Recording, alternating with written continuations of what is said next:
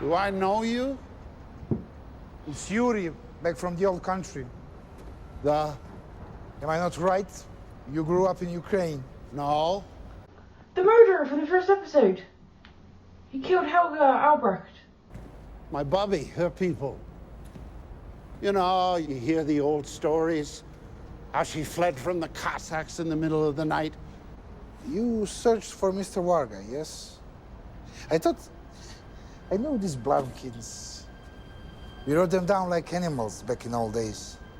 Raped their women, ate their babies.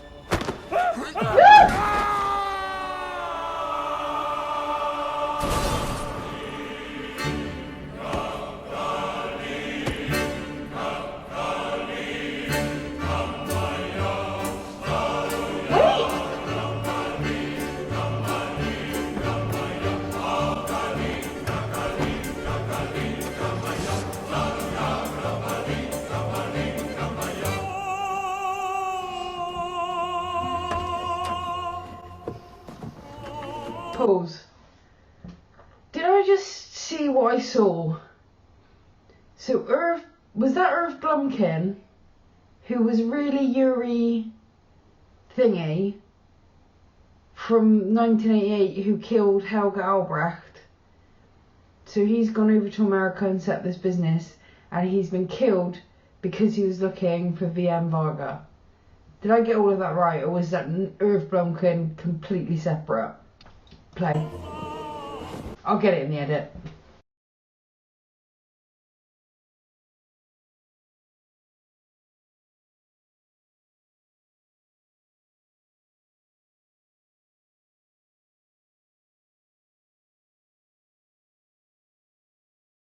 It's clear now. I'm clear, my chi. I can feel it.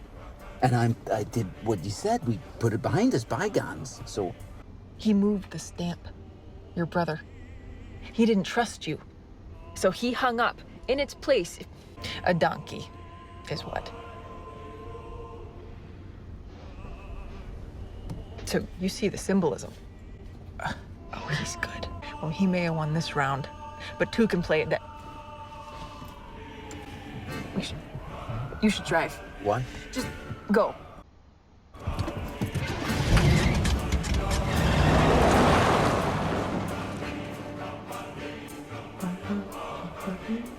I don't... It's a message. He sucker punched me, Ray. You were right. Kept me talking in the driveway while the shifty fiancé breaks in looking for the stamp. Where's the stamp? The cleaning lady broke the frame, so I'm getting it fixed, but he doesn't know that. The gloves are off now. He is D-O-N-E done. Like I said, it's about time. Dating a parolee, her parole officer. There's got to be a law against that, so believe you me, he'll scare. Shit. That'll be the end of that.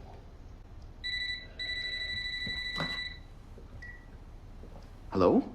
It was Irv Blumkin. Okay, Deb. Thanks for calling. Irv. You jumped off the garage. It was! Oh my god. Did you know him? I did. Horrible man. As far as I can figure, Ennis moved to Eden Valley in 1980. Married my mom in 82. I was 6. And they were only together for 4 years. So, I mean, honestly, we're not even family, really. But I thought Nathan should have the influence of a male elder in his life, seeing as how his dad left. I think he may have changed his name before he moved here. Did you ever hear of Thaddeus Mobley out of Los Angeles? Oh, I'm afraid not.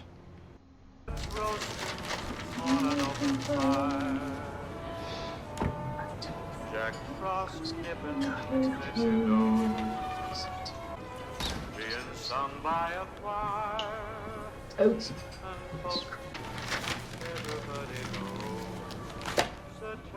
You and Emmett will never speak again. Don't be, dramatic. Oh, I'm serious. This is non-negotiable. After the stunt you pulled, feminine hygiene deployed as a weapon. I don't know what you...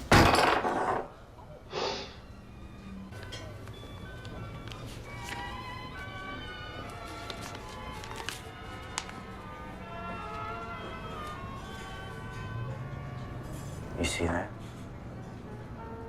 That's the last dime you're ever gonna see from the parking lot king of Minnesota. Yeah? Well, I got something to show you, too. Yeah.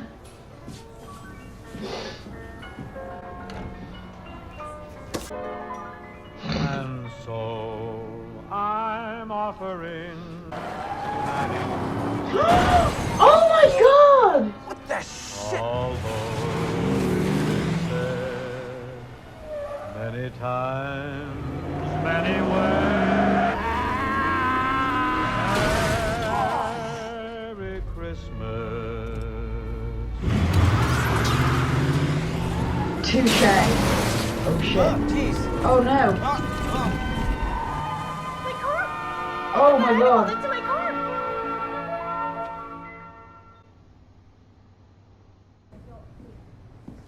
Oh no! They can see you.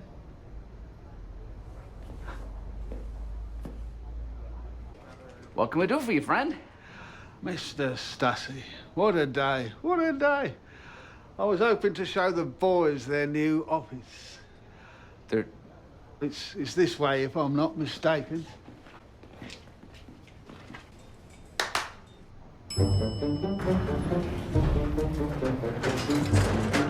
What in the fuck?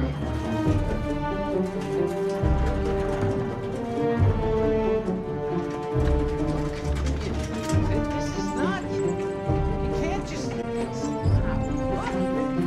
You're making a scene, right? And let's talk in your office. Mr. Varga? Please, Si. Call me VM. Eh? We're partners now. We are not partners. You lend us some capital, which we've told you we're happy to pay back with interest. C'est de les jumeaux imbéciles avec leur tête de loup. You see, that's the problem with you Americans. You watch too many movies and you think the deal can always be changed, and it can't. We're partners now, and that's all there is to it. So you might as well just lie back, as they say, and enjoy yourselves. What is going on? Let me tell you what it is that attracts me to the parking lot business, yours in particular. It's three things. It runs on cash. You don't use technology, and that makes your income impossible to verify, because who's to say how many cars parked in which spots and for how long? Mr. Varga, VM, if I may, we show in our books, we show a very consistent, very steady, predictable income from lot to lot, consistent with several urban volume factors. And if you start goosing those numbers... Well, so we buy more lots. Maybe branch out, start developing some multi-function commercial and residential properties, a new stadium, perhaps. There. There you go, now you're seeing it, the inescapable reality. You're trapped. Don't look so sad. By the time we're done, you'll be billionaires. On paper, at least. Good. Well, that's that out of the way. Condolences on your attorney. What makes it so tragic is how avoidable it was. But you understand, I can't have people out there investigating things.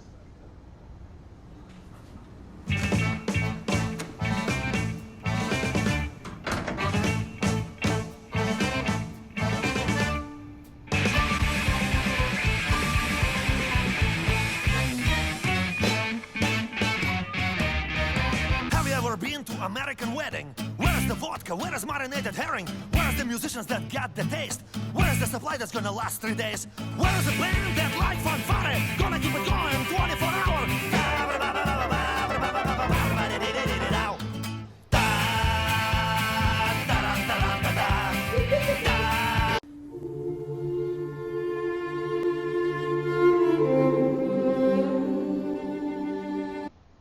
that episode felt a lot like a return to the pacing of season 1, which is not a compliment. It's just sort of weird. It just seemed like lots of places where they just sucked all of the tension out, where I think, you know, although there was pretty good dialogue, like there wasn't the music, there weren't the other factors. So, yeah, okay, but not riveting. I felt kind of like there were these moments, but a lot of layup to get to the moments. I really like Nikki. She's still polling as my favourite character at the moment. That tampon, that was marvellous. It was truly disgusting and marvellous. What else? I can see that the VM Varga stuff is going to escalate. He's talking about being billionaires on paper, so I don't know how much money it seems like this is a major organisation that he's representing. If they've got plans on that scale, it's not just some nutter in a suit. But I'm still struggling to understand. I'm struggling to believe, even inside this universe, that they wouldn't have approached law enforcement by now. So that's a little bit of a problem I have. I feel like in seasons 1 and 2, the reasons for things escalating made sense. Like they kind of thought they were doing the right thing, but they were doing the wrong thing. But these guys didn't even seem to have discussed kind of going to law enforcement or doing anything like that. So I'm finding that a little bit difficult to let go of at the moment, but I'll do my best. It's a very, very slow burn so far on the Gloria Burgle side of things. She's just sort of going around and having chats. They're not particularly memorable. So far we know that her stepfather, it looks like he was Thaddeus Mobley, who's a children's author. But something clearly awful happened because he spent the rest of his life drunk and mean. My little ears pricked up when she said he'd come there in 1980, because I was thinking, oh, maybe, you know, it was but no, he came there from LA apparently. But I don't recall the name Thaddeus Mobley, so I don't think that's something that's been set up from the past. But we might see something about it in the future. We haven't really getting to know the grandson. But yeah, so the start, I think I preferred episode 1 to episode 2.